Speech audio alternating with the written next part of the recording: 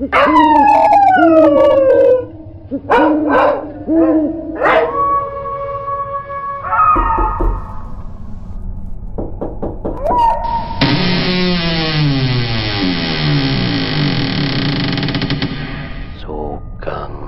Rawuh Ndara.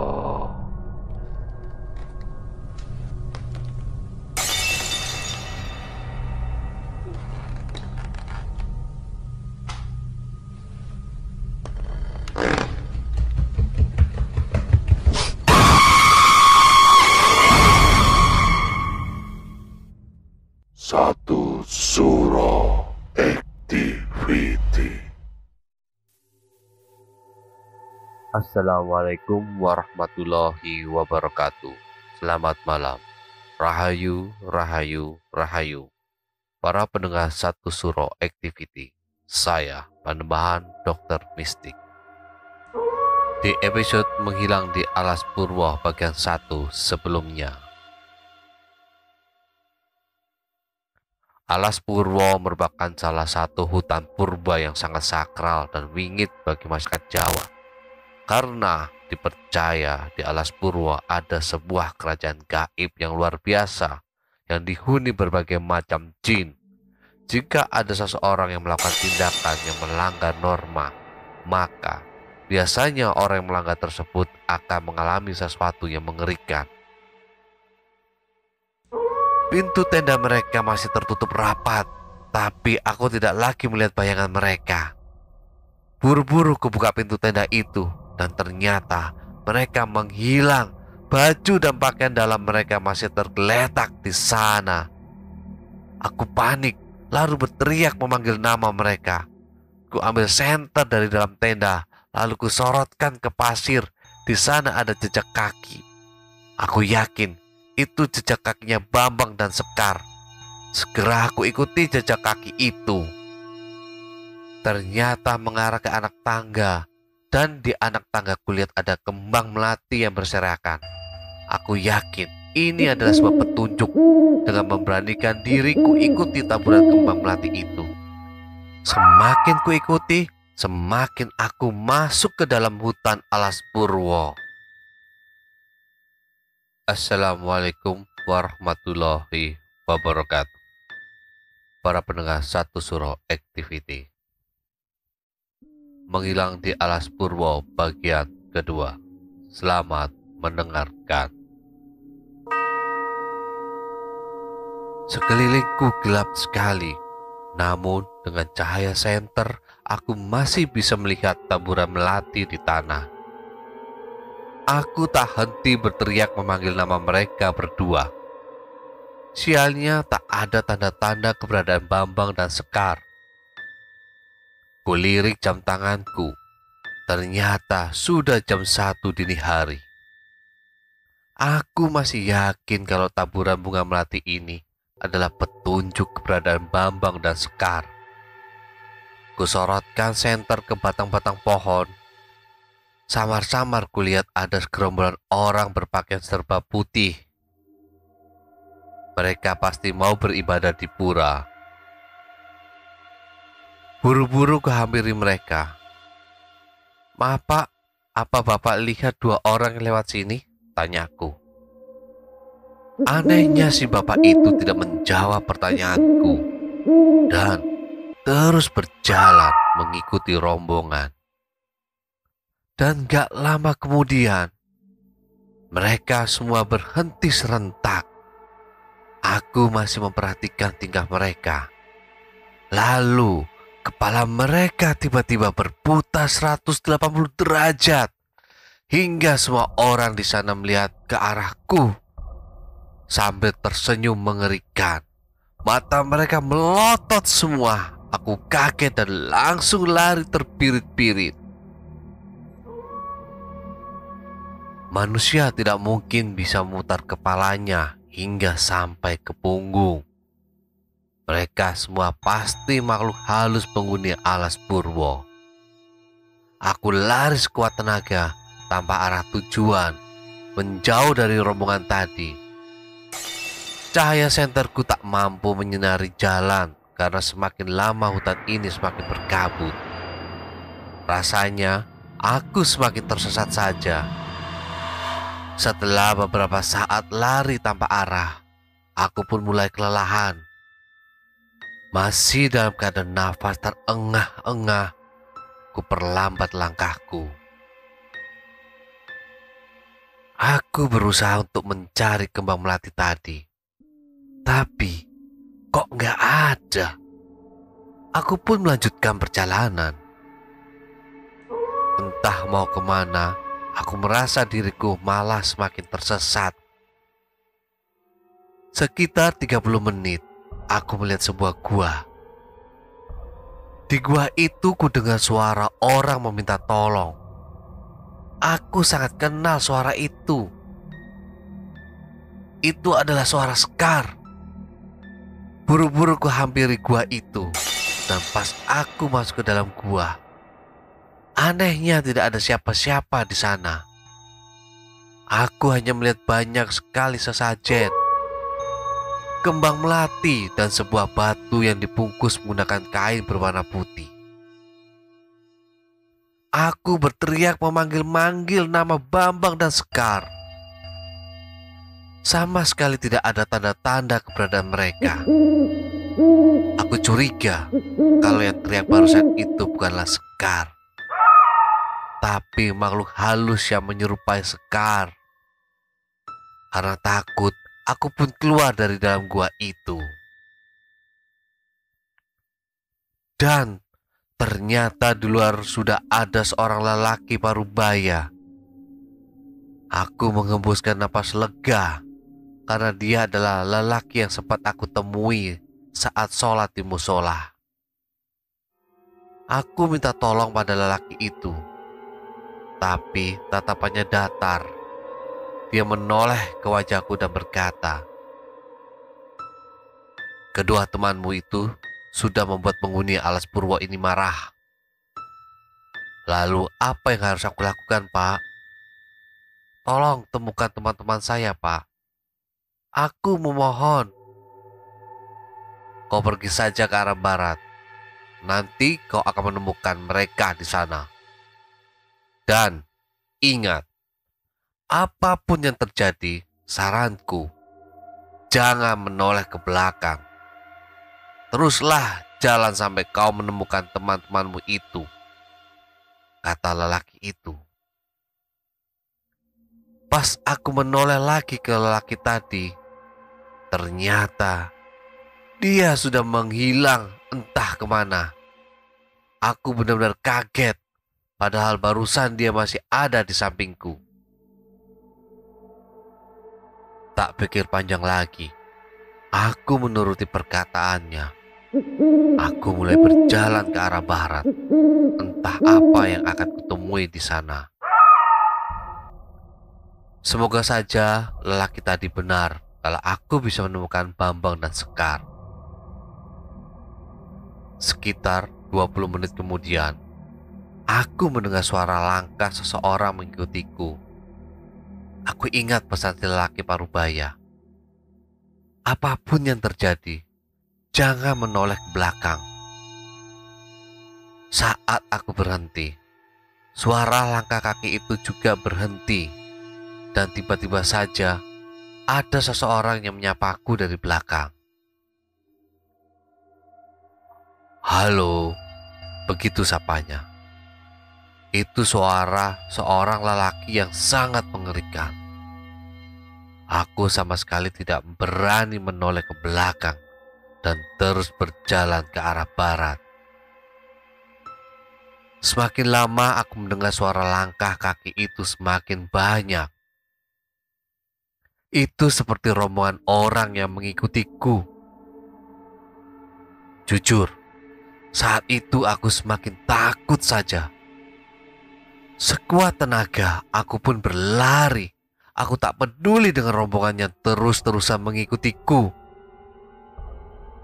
Sekitar 20 menit berlari, tenagaku semakin terkuras.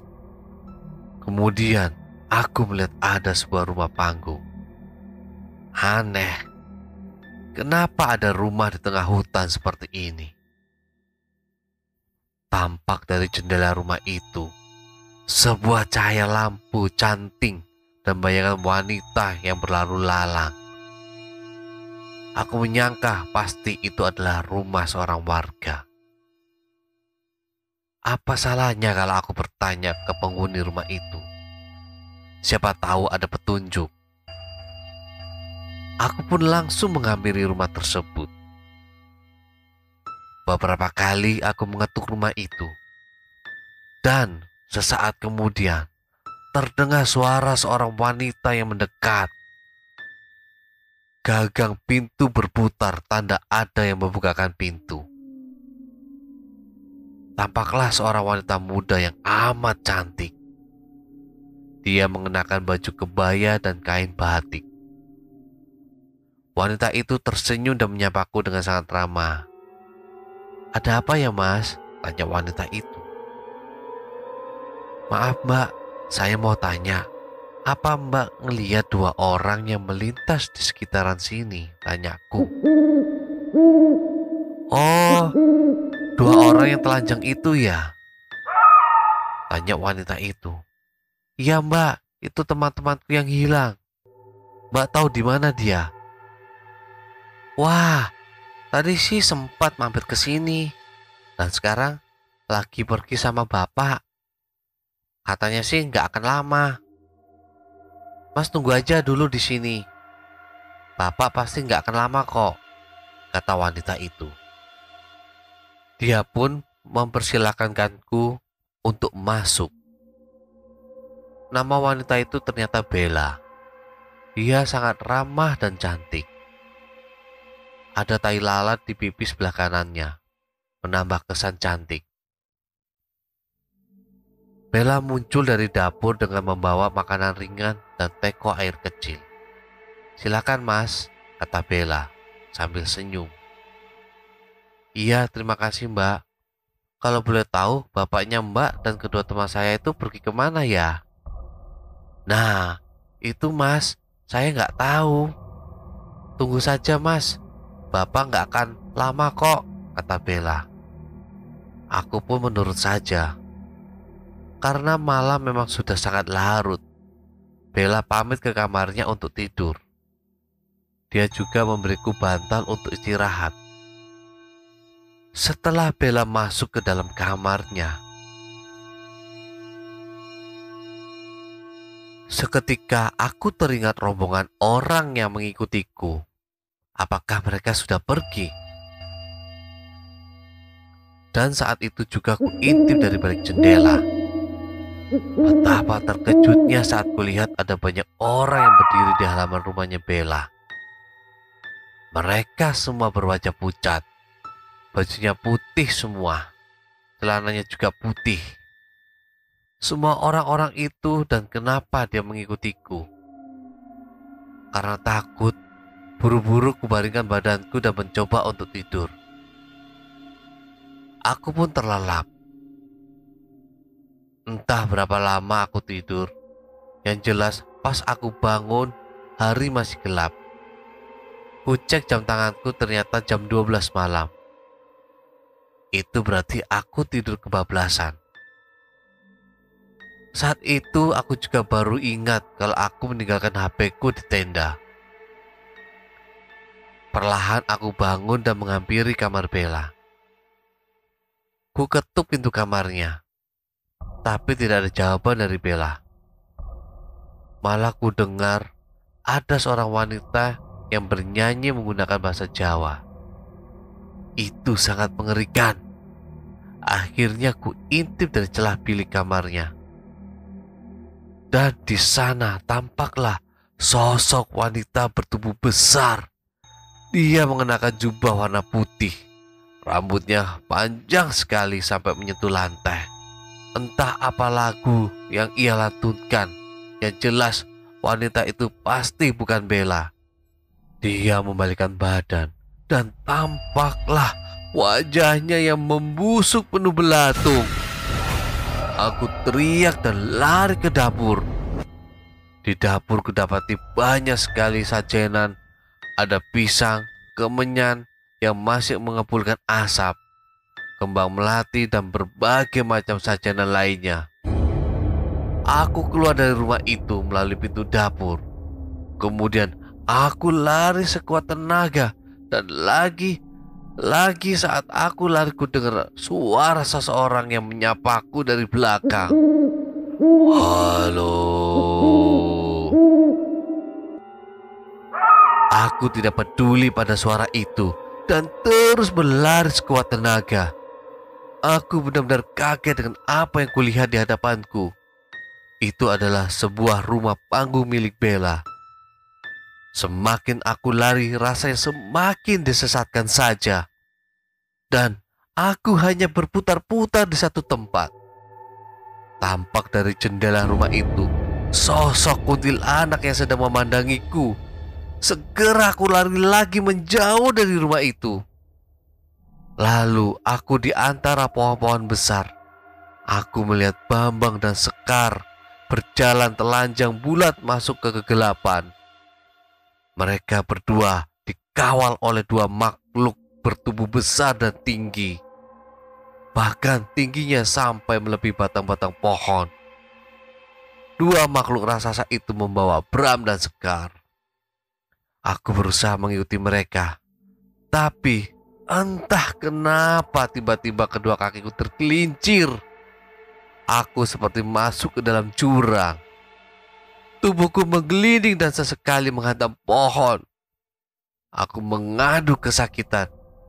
Untung saja aku masih sadar, tapi tak sanggup lagi untuk bangun. Aku benar-benar tidak berdaya. Dan saat itu juga kulihat rombongan orang berwajah pucat mengelilingiku. Mereka semua menatapku dengan tatapan datar. Dari kerumunan itu muncul 4 orang yang membawa keranda mayat. Mereka memasukkanku ke dalam keranda itu. Aku sama sekali tidak bisa berontak. Mereka membawaku entah kemana. Keranda itu ditutup kain warna putih. Dan dari dalam keranda, aku mendengar suara perempuan berbicara dengan bahasa Jawa. Begini katanya, "Mulih, niatmu api." Begitu katanya. Entah apa yang terjadi selanjutnya. Aku benar-benar tak sadarkan diri. Dan saat siuman, aku sudah ada di pinggir jalan. Warga mengerumuniku. Tak lama kemudian ambulan datang dan mereka membawaku ke rumah sakit. Bambang dan Sekar ditetapkan sebagai orang hilang dan tidak pernah ditemukan. Aku mendengar sebuah mitos, katanya gak sedikit orang yang dibawa masuk ke alam jin alas purwo. Bisa jadi Bambang dan Sekar juga masih hidup sampai sekarang. Tapi mereka ada di alam jin. Para pendengar Satu Suro Activity, itulah tadi kisah menghilang di alas purwo bagian kedua selesai tamat. Dalam cerita ini kita bisa mengambil sebuah hikmah, yaitu janganlah kita berbuat yang tidak senonoh, berbuat yang sembrono, yang mencederai kekeramatan tempat tersebut. Karena alas atau hutan merupakan tempat tinggal alam jin berbagai makhluk. Jadi, kita harus lebih berhati-hati dan menjaga sikap di tempat yang asing yang tidak kita kenal dan di tempat wingit. Jangan lupa kita menjaga sikap dan berdoa kepada Tuhan Yang Maha Esa. Dimanapun kita berada, selalu harus berhati-hati. Para sahabat Satu Suro Activity, tinggalkan catatan doa kalian di kolom komentar. Like, subscribe, dan bunyikan lonceng keramatnya. Para sahabat Satu Suro Activity, tetaplah iling lan waspodo. Assalamualaikum warahmatullahi wabarakatuh. Salam, salam, salam. Rahayu, rahayu, rahayu.